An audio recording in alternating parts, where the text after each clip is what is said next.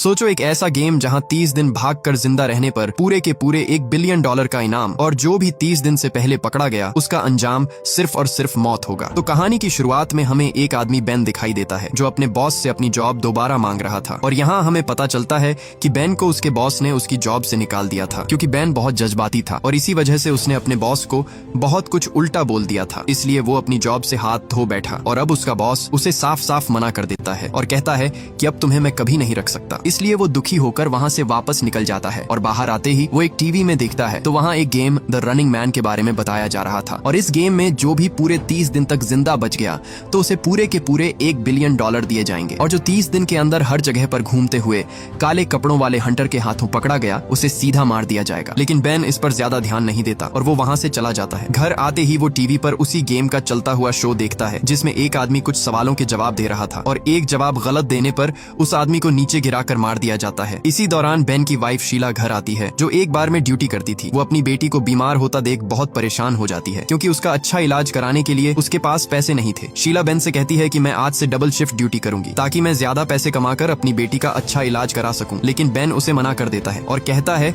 कि तुम अब कहीं पर भी नहीं जाओगी क्योंकि अब मैं एक गेम खेलने वाला हूं जिससे मैं इतने पैसे कमा लूंगा कि हम अपनी बेटी का अच्छा इलाज करा सकेंगे। इसीलिए वो उस शो में जाने के लिए तैयार हो जाता है। शीला उसे उस शो में जाने से मना करती है और उससे कहती है कि तुम जो गेम खेलने जा रहे हो उस गेम से आज तक कोई भी जिंदा नहीं बच पाया, इसीलिए तुम्हारी जान को बहुत खतरा हो सकता है। लेकिन बेन उसे बताता है कि उस शो में बहुत सारी गेम्स हैं और मैं वो गेम खेलूंगा जिसमें जान को सबसे कम खतरा हो। बेन उसे एक बोर्ड देता है और कहता है कि आज भी सबसे कम इनाम पूरे $75 का था। इसके बाद बेन सीधा अपने घर से उस गेम शो की तरफ निकल पड़ता है और उसी गेम कंपनी के अंदर आ जाता है। वो लाइन में खड़ा ही था तभी वहाँ एक बूढ़ा आदमी गिर जाता है। बेन ने उस गार्ड को एम्बुलेंस बुलाने को कहा लेकिन उस गार्ड ने उसे साफ साफ मना कर दिया। ये सुनकर बेन उस पर गुस्से होकर चिल्लाता है, इसलिए गार्ड से बदतमीजी की वजह से उन्होंने बेन को लाइन के एंड पर खड़ा कर दिया। काफी इंतजार करने के बाद वो काउंटर पर आता है जहाँ गार्ड्स की बात न मानने पर उसके नाम पर वार्निंग लगी हुई थी। ये देखकर बेन गुस्से में वो शीशा तोड़ देता है और उसे सीधा उस गेम एरिया में भेज दिया जाता है। आते ही वहाँ उसे एक लड़की जेनी और एक लड़का टिम मिलते हैं। इसके बाद सबको एक सूट पहनाकर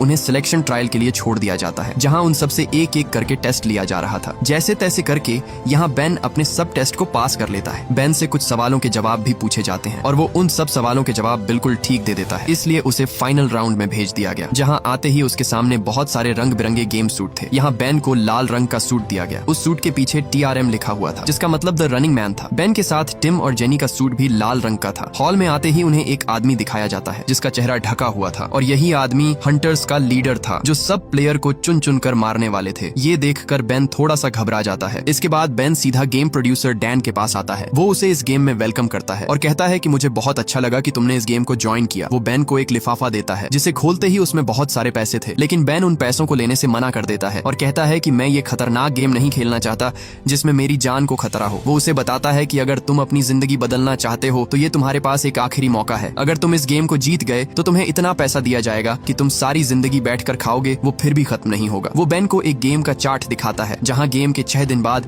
पूरे $45,000 बढ़ जाएंगे और गेम के 1 हफ्ते जिंदा रहने पर $65,000 और भी बढ़ जाएंगे और गेम के 8वें दिन तक जिंदा रहने पर पूरे के पूरे $86,000 उसके अकाउंट में ऐड कर दिए जाएंगे। इतना पैसा देखकर अब बेन अंदर ही अंदर सोचने लगता है क्योंकि ये उसके पास एक आखिरी मौका था जहां से वो इतना तकड़ा पैसा ले सकता था। डैन उससे कहता है कि अगर तुम पूरे 30 दिन तक उन जानलेवा हंटर से बचे रहे और अगर तुम पूरे 30 दिन तक जिंदा रहे तो ये गेम तुम जीत जाओगे और पूरे के पूरे $1 बिलियन तुम्हारे हो जाएंगे। इसलिए ये सुनते ही बेन बिना सोचे पेन उठाकर उस कॉन्ट्रैक्ट पर साइन कर देता है और वहां से चला जाता है। इसके बाद बेन एक गार्ड के पास आता है। वो गार्ड उसे बताता है कि इस गेम के शुरू होते ही तुम्हारे पीछे पूरी दुनिया कुत्ते की तरह पड़ जाएगी, इसलिए तुम्हें और तुम्हारी फैमिली को बहुत ज्यादा खतरा है। इसलिए हम तुम्हें और तुम्हारी फैमिली को नई आइडेंटिटी दे रहे हैं ताकि तुम्हारी फैमिली सेफ रहे। बेन आखिरी बार अपनी बीवी से बात करना चाहता था लेकिन गार्ड उसे आगे से मना कर देता है। अब जैसे तैसे बेन उसे कॉल करने के लिए मना लेता है और वो कॉल पर अपनी बीवी को बताता है कि मैं अगले पूरे 30 दिन तक अपने घर नहीं आऊंगा क्योंकि मैंने द रनिंग मैन में हिस्सा ले लिया है। आगे से शीला उस पर गुस्सा होती है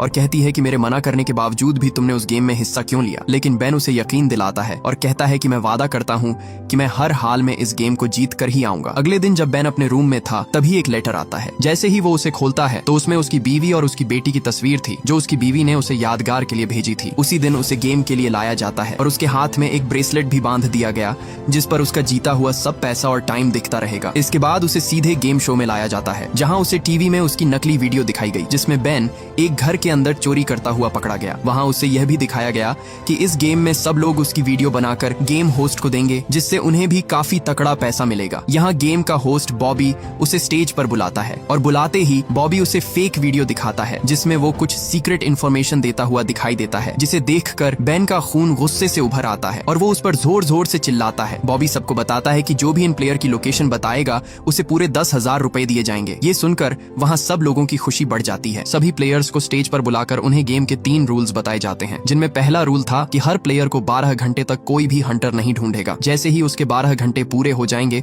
पूरी दुनिया से लोग उसके पीछे पड़ जाएंगे। रूल नंबर 2 में उन्हें हर दिन सुबह 10 मिनट की वीडियो रिकॉर्ड करके हर जगह रखे किसी भी मेल बॉक्स में डालनी होगी और अगर वो वीडियो डिवाइस को मेल बॉक्स में नहीं डालेगा तो उसे इस गेम से एलिमिनेट कर दिया जाएगा। रूल नंबर 3, गेम स्टार्ट होते ही पूरे 5 हंटर्स हाथ धोकर उसे मारने के लिए उसके पीछे पड़ जाएंगे। इसलिए जो भी प्लेयर इन हंटर्स से बच गया वो इस गेम को जीत लेगा। जो भी प्लेयर जितने ज्यादा दिन सर्वाइव करेगा उसे उतना ज्यादा पैसा दिया जाएगा और हर प्लेयर का हर दिन 1,000 रुपए बढ़ते जाएंगे और 30 दिन तक जो भी बच गया उसे पूरे के पूरे $1 बिलियन दिए जाएंगे। इसके बाद बॉबी सभी प्लेयर्स को वो हंटर दिखाता है जो इन सबकी जान के पीछे हाथ धोकर पड़ने वाले थे। इसके बाद तीनों प्लेयर्स को एक लिफ्ट में बंद करके उन्हें अलग अलग जगह पर भेज दिया जाता है। यहाँ बेन को लिफ्ट से बाहर एक जगह पर रिलीज कर दिया गया। जैसे ही वो बाहर आता है तो उसके सामने एक टेबल पर उसके लिए कुछ कपड़े और जूते रखे हुए थे। बेन भागकर सीधे एक गाड़ी के अंदर बैठ जाता है लेकिन बैठते ही वो ड्राइवर उसे पहचान लेता है। इसलिए डर की वजह से बेन वहाँ से उतरकर भाग निकलता है। बेन भागकर सीधे एक बिल्डिंग के अंदर आता है जहाँ एक बंकर से वो एक सीक्रेट जगह के अंदर आता है। वहाँ उसे एक आदमी मोली मिलता है। मोली इस बंकर में छुपकर कुछ हथियार बनाता था। मोली बेन का पुराना दोस्त था लेकिन मोली उस पर गुस्से होता है क्योंकि उसका यहाँ आना उसे किसी खतरे में डालने वाला था। बेन उससे उसके लिए 2 नकली ID कार्ड और एक पिस्टल देने के लिए कहता है लेकिन मोली उसे साफ साफ मना कर देता है। यहाँ वो जैसे तैसे करके उसे मना लेता है और वो उसकी आंख पर लेंस लगा देता है। साथ में उसे एक फेक ID कार्ड और एक पासपोर्ट देता है ताकि वो हंटर्स से बचकर किसी भी मुल्क में जा सके। बेन उसका शुक्रिया अदा करके सीधा एयरपोर्ट आ पहुंचता है। आते ही वो अपना फेक ID कार्ड दिखाता है जो खुशकिस्मती से पास हो जाता है और वो उस जहाज में बैठ जाता है। बैठते ही उसके ब्रेसलेट में अलर्ट आ जाता है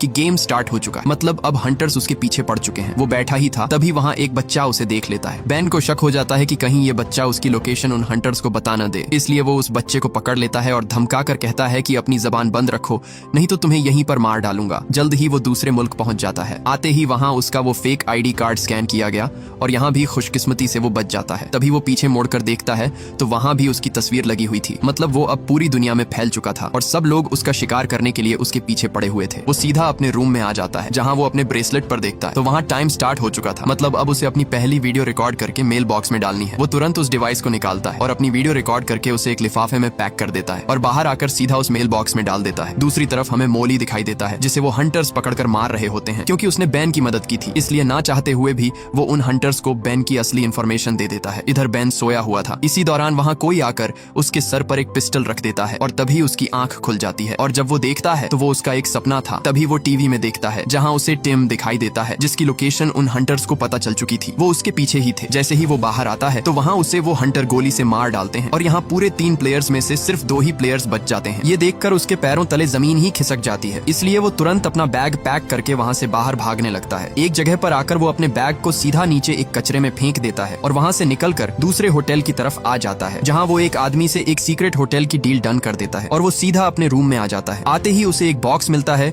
जिसमें कुछ चीजें थीं और साथ में एक बॉम्ब भी था। तभी उसे बाहर किसी की आवाज सुनाई देती है। जब वो खिड़की से बाहर देखता है तो वहाँ उसे 3 लोग दिखाई देते हैं जो वहाँ किसी के आने का इंतजार कर रहे थे। ये देखकर उसे कुछ गड़बड़ महसूस होती है लेकिन वो ज्यादा ध्यान नहीं देता। इसी दौरान उसे वहाँ एक आवाज सुनाई देती है। वो भाग कर देखता है तो वहाँ उन हंटर्स की गाड़ी आ चुकी थी जो उसे मारने के लिए आ गए थे। ये देखकर उसके होश ही उड़ जाते हैं। वो हंटर उसके कमरे तक पहुंच जाते हैं, इसलिए वो तुरंत एक बाथरूम में छुप जाता है। वो वहाँ से बाहर निकलने का सोचता है लेकिन उस बाथरूम की खिड़की बहुत मजबूती से बंद थी, इसलिए उसने एक लोहे के रॉड से उस शीशे को तोड़ दिया और उस लोहे के साथ शीशा लगाकर उसने एक चमचा तैयार कर लिया और दीवार के साथ छुपकर उस शीशे से उन हंटर्स को देखता है और मौके पर ही वहाँ से भाग जाता है। ऊपर आकर वो उन्हें बताता है कि वो गेम प्लेयर बेन रिचर्ड नीचे भाग रहा है। ये सुन वो हंटर्स वहाँ से चले जाते हैं। इधर वो ऊपर छत तक पहुँच जाता है। बेन एक रस्से को उस बैनर से बांधकर नीचे लटकते हुए अपने कमरे के सामने आ जाता है और हाथ से उस खिड़की का शीशा तोड़ देता है, जिससे आवाज वो हंटर सुन लेता है और अब वो उसके पीछे पड़ जाते हैं और दोबारा उसके कमरे के सामने खड़े हो जाते हैं। इधर बेन अपना सब सामान पैक कर देता है और वहाँ रखे उसी बॉम्ब को उठा लेता है। इसी दौरान वो हंटर उस पर गोलियां चलाने लगते हैं, जिसे देख वो सीधा नीचे कूद जाता है। तभी वहाँ वो साइन भी गिरने वाला था और नीचे वो हंटर लीडर उसका इंतजार कर रहा था। ये देखकर वो तुरंत एक आदमी के घर के अंदर कूद जाता है। वो उनसे बच बचाकर सीधा एक लिफ्ट के अंदर भाग कर आता है। इसी दौरान वो हंटर भी उसके पास आ जाता है। ये देखकर वो बॉम्ब उसके पास फेंक देता है।